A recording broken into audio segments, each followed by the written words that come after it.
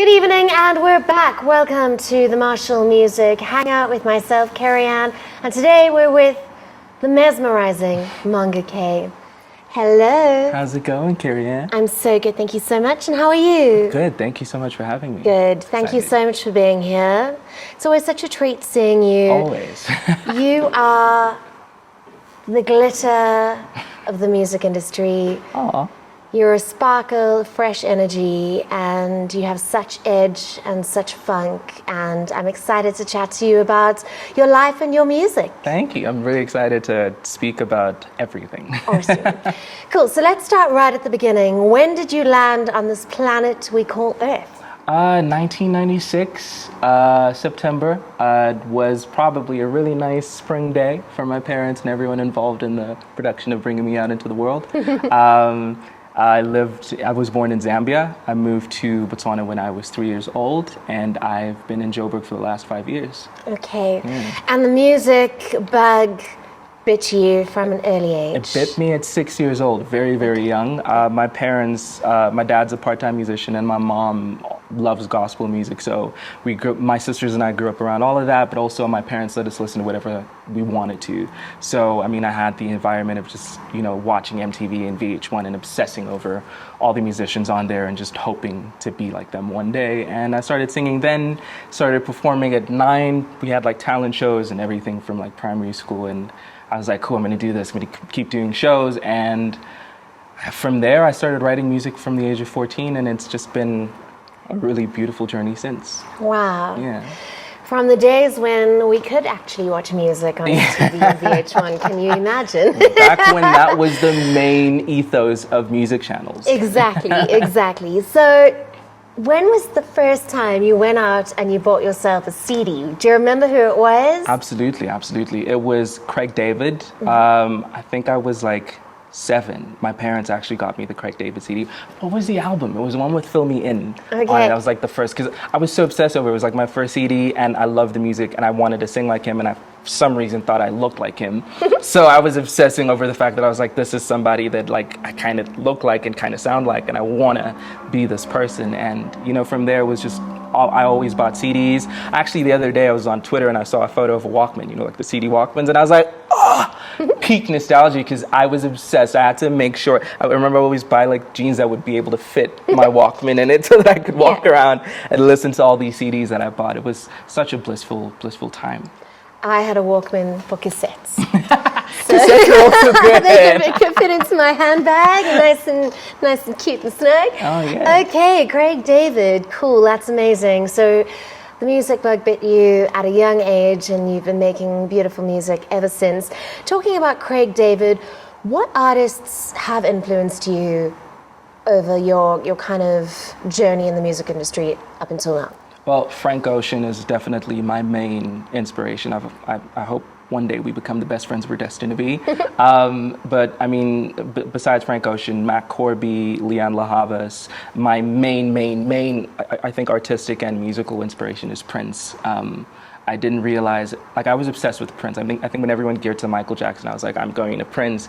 But I never really understood the sheer magnitude. I'm with you on that, by the way. Yeah, I never really understood the sheer magnitude of Prince's, I guess, his legacy and his influence on me personally until I think a year or two ago, when I realized that I was morphing into this more confident, free, and vulnerable artist.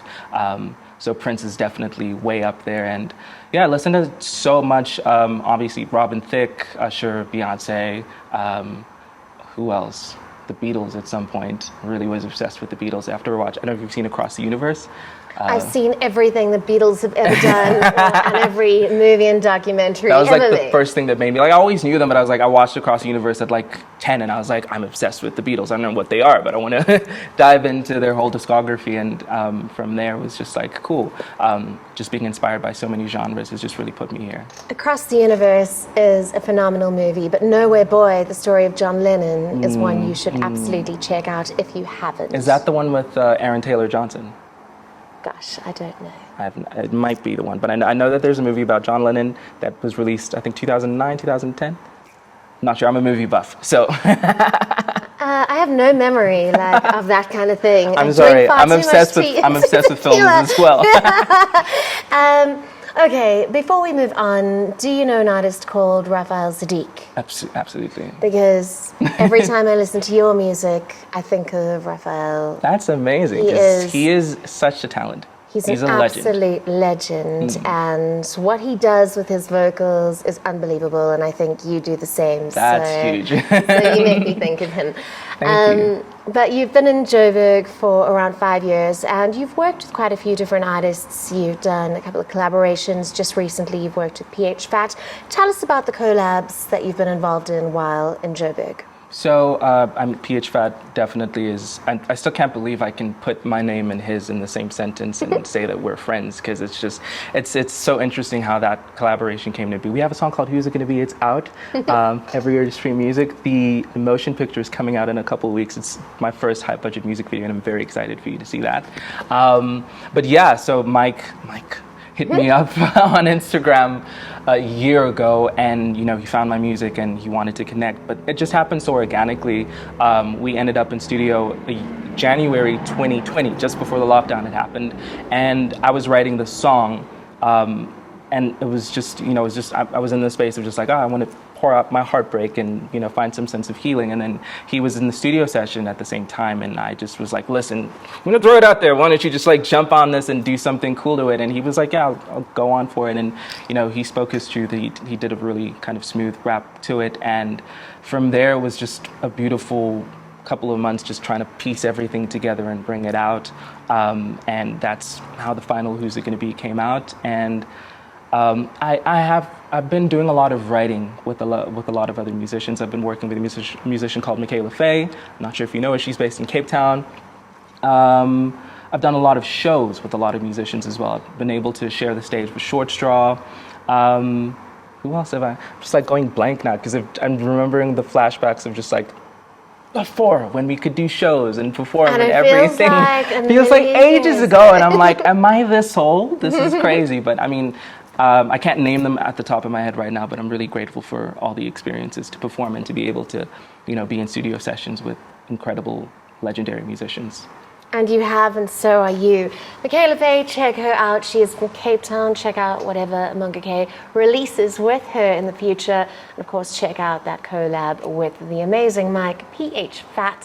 Where can people find your music online? Where can people drop you a line if they want to say hi or book you for a show? You can stalk me on Instagram. My handle is MongaK_. I'm also on Twitter, the same handle, Facebook, same handle. My music is everywhere that you can stream music or purchase music. I am always in for a chat. You can send a DM. I'm always, if you want to email as well, sometimes having a pen pal is also great. So that you can communicate with me there. But yeah, I'm mostly on Instagram. I have a lot of stuff that I'm putting out this year, a lot of music videos. Not sure how the virtual concert thing is going to go, but going to try and see how that works out for myself. Yeah. Okay, cool. And now let's go to the nitty-gritty of it all. Hey. What bothers you about the music industry? What have you found tricky along the way?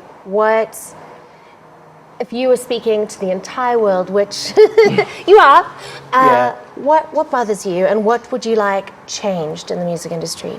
I think my number one thing, and I'm still fairly new to this industry, but I mean, I love learning, and I'm always learning every day. But my number one issue that I have is the gatekeepers of the industry, that I guess the powers that be, that love to keep everything in their corner, love to keep opportunities in their corner or in their friends' corners or whoever, and not want to share, or give a seat at the table.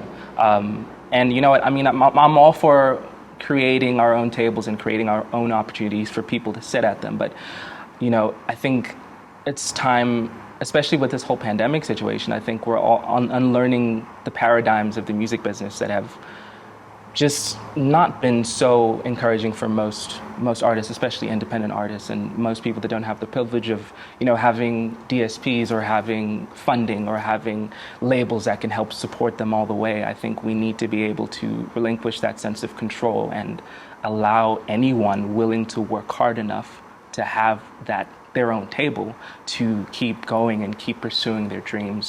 I've been fortunate to be able to have so many people along the way that have helped me, that have encouraged me, that have supported me, that have, been as helpful in any capacity that they can. But that's not the same for a lot of other artists and a lot of young artists, and especially young artists of color. I think we need to really open up the platform. I mean, I'm definitely for encouraging up and coming talent, just as I was encouraged. But I would love for that to happen in the grand scheme of things, and not just for the people that can bring you money or bring you the most likes or the most comments or the most whatever superficial sort of, engagement or disillusionment that a lot of people are fixated on. I think we really need to allow support to go all the way. Especially now because it's trying times. Absolutely, and well said. There are a couple of key players in the music industry who are trying really, really hard to encourage, to motivate, to spread the love, to create platforms, but not nearly enough throughout the country and throughout the world. Absolutely. But I feel like times are changing, and if you have the ability in any way to encourage, motivate, or change the way things have been in the past, then do so. Support the up-and-coming artists and create a platform wherever it may be. Period. Wow. Yes. well said. We're not allowed to high five, but I'm going to give you one of those. Thank you. That was incredibly well said. Thank you. But now for something a little lighter. You are a phenomenal international artist. You're playing stages around the world, and you've grown, you've lived a beautiful life, and it's now time to make your movie. Who plays you? Who plays you and who plays your partner? That's crazy, because I've literally been obsessing over the fact that I want to play Prince in his biopic or somebody else, and now I have to think about who's going to play me. Definitely, I would, if I have a child, whether, whatever gender they identify with, I would love for them to play me. But I mean, I haven't lived enough to even think about that, to be honest. I have so much that I want to do and so much that I want to achieve. And I definitely look back and I'm like, wow, I've achieved a lot. Even just looking at, a lot of the opportunities that I've had in the pandemic, I'm like, wow, it's crazy that I was able to keep going and keep pursuing this thing, because it does get trying. And I think, like most people, we've had moments of just giving up and, relinquishing our dreams, but that can't happen. But that's crazy. I don't think about that, and I'm going to start. I think that you saying that if you had a kid, they should play you is so good. That's such a great answer, and one I wasn't expecting. So I think that's great, and I definitely think if there's somebody out there making the Prince movie, Buzzmonger K. Please. He's sitting next to the thing. I'm waiting. I'm obsessed. Please let me, please. Okay, cool. Well, it's been amazing chatting to you, and I've kind of learned so much just about the way your mind works. I know we've shared a couple of conversations backstage, not nearly enough, and I can't wait to chat more to you about your music and your ideas and what you think of life, really. Absolutely. So I'll keep on following you, and I hope to share many a backstage and many a show with you in the future. Absolutely. Another one before you go. Hit me. And this is a tricky one that I throw out. I promised I wouldn't throw anything sneaky out there, and it isn't too sneaky. But if you could choose 2 or 3 artists to collaborate with in South Africa in the next year, who would they be? Definitely Zoe Mudika. She is probably the best voice I've ever heard in this country. She's phenomenal. I'd love to write with her. Who else? There are so many, and you So kind many of to don't want think to of. offend people, but just the ones that are on top of your head, you won't hurt anybody's feelings. Wow, okay. Okay, I said 1, got to think of 2 more. Well, Langa Mavuso, I don't know if you've heard of him. He's beautiful talent. He's been gigging. I know his story. He's been gigging a lot for the last couple of years. He's also got a beautiful voice. I'd love to write for him. I definitely want to get into writing more for other artists, and I think that I could write something beautiful for him. Who takes the third spot? It's got to be some like heavy metal band. You know what? Yeah. You know what? Ross from Prime Circle Right. has hit me up a couple of times over the last couple of years and has been wanting to write together. And I don't know why we've never found the opportunity. We met for the first time a couple of months ago at that show. Okay. And it was really lovely. He's a really lovely, lovely person. And I think, yeah, I'm keen to see whatever we would get into writing in a session. I'm waiting for that to happen. Ross, hit me up That'd be again.